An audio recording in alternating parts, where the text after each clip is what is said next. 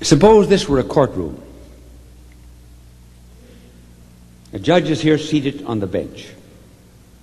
Before him is his own son who committed murder. There is no doubt whatever of the son's guilt. He had murdered a boy.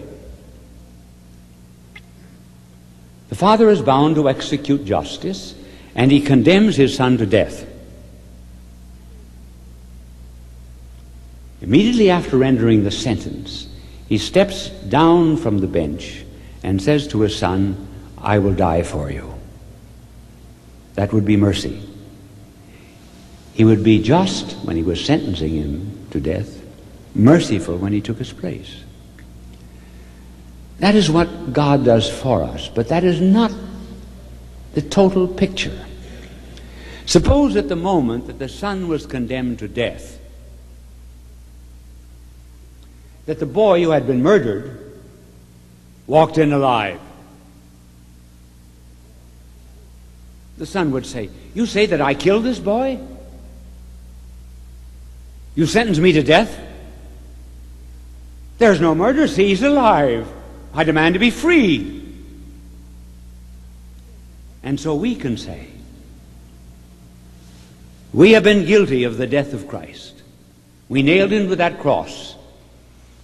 As I look at him, I see there my own life. My autobiography has been written.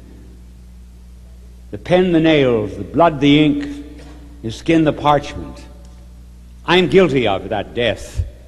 And on Easter Sunday morning, when he rises from the dead, I can say, "See, he's alive! I'm free!"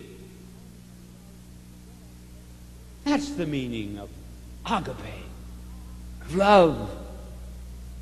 Now come back to what I said at the beginning. Is it true now that anything is all right provided you love? No. What kind of love? Eros? Erotic? Philia? Agape? And this is the love to which we are committed. Not just a sentimental love,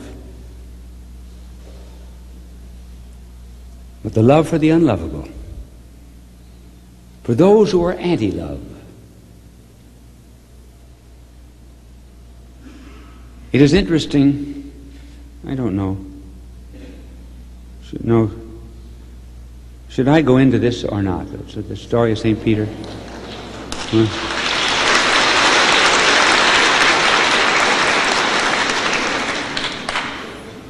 Well, I was going to conclude, but I will go into this love scene.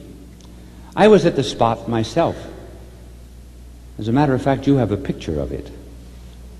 I was at the Sea of Galilee, where there are two great rocks. The Sunday after Easter, our blessed Lord appeared at that spot, because the Gospel of John tells us that our Lord came to the shore where there was a fire and bread near the fire. 7 men were fishing in the boat. Our Lord said to them, "Have you caught anything?" Now remember, this is the Sunday after the resurrection. Keep that in mind. The Sunday after the resurrection. They could dimly perceive in the morning mist a figure. And John said, "It's the Lord, the risen Lord." And Peter was there, and he'd been naked in the boat, and he put something around him, plunges into the sea, and swims 100 yards to get to our Lord. But then, as we read this story, we find that Peter is back in the boat in a little while, dragging in the net with 153 fishes. Why, if our Peter was so anxious to see our Lord, that he plunged into the sea Why did he go back to the boat? Because of that fire. Those tongues of fire were eloquent tongues. They were reminders of a fire of 10 nights before, when 3 girls, one after another, came up to Peter and said to him, "Have you been with the Master?" He said, "I don't even know the man." And they reminded him of the night he denied our blessed Lord, and he couldn't stand the fire.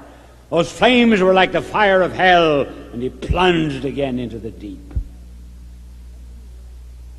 Then when he came back, the Lord asks him 3 times, "Do you love me?" Now listen carefully.